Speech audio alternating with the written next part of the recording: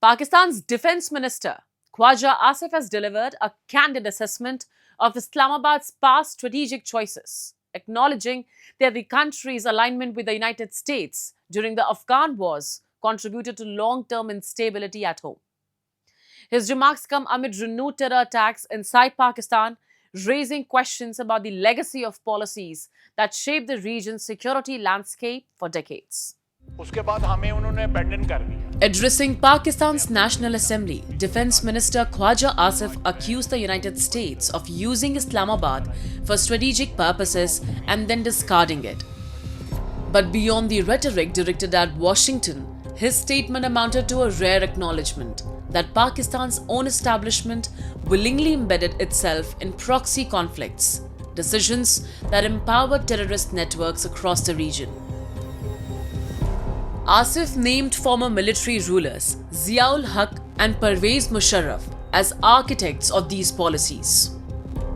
Under Zia, Pakistan became the epicenter of the anti-Soviet jihad in Afghanistan during the 1980s. Under Musharraf, Islamabad realigned with Washington after 9/11, even as terrorist infrastructure within its borders remained deeply entrenched. Asif admitted that terrorism Pakistan faces today is blowback from those decisions. What the Pakistan Defence Minister is saying is that not only the terrorist networks and terror mechanisms against India woven into state strategy, but they are presently also integrated and an integral part of Pakistan's state policy. They may be having a remorse or they may be having a come to Allah moment of reality and talking the truth, but that does not mean that Pakistan is going to stop its shenanigans, its mechanisms regarding terror. Asif further dismantled the narrative that Pakistan's Afghan involvement was rooted in religious duty.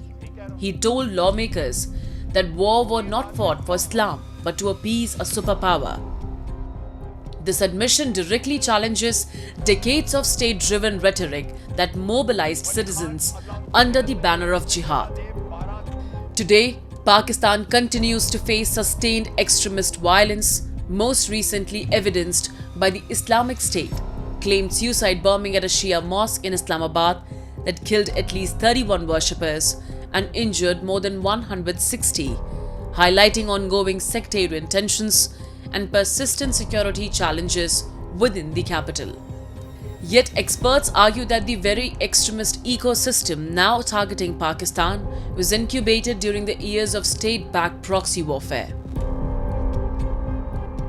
The irony and the tragedy with Pakistan is that the Pakistani elite, which includes the military elite as well as the political elite, always went along in a permanent mode of conflict.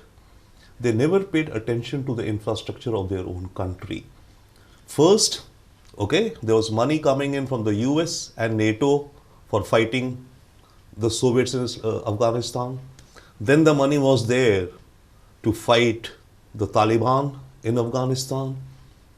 Then to stabilize Pakistan with American aid.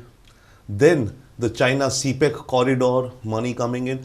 So the Pakistani state, in a way, did not undertake any serious economic management of its own country, because the monies which were needed to keep the machine running, and it's essentially a feudal system amongst the elite, that was coming in through such activities. No industrialization, no modernization, as a consequence of which all provinces in Pakistan are up in the arms, literally and virtually. The consequences have not been limited to Pakistan alone. Terror organizations such as Jaish-e-Mohammed and Lashkar-e-Taiba, which have historically operated from or found sanctuary within Pakistan, have long faced international accusations of carrying out cross-border attacks, contributing to sustained instability in both Afghanistan and India. International scrutiny intensified when the Financial Action Task Force placed Pakistan on its grey list from 2018 to 2022 over deficiencies in curbing terror financing. The move exposed systemic weaknesses in oversight mechanisms and strained Pakistan's already fragile economy.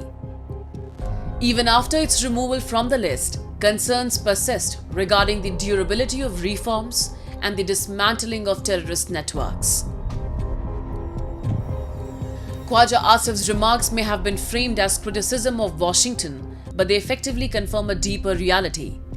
Pakistan's long-standing strategy of leveraging terror actors for geopolitical influence has backfired.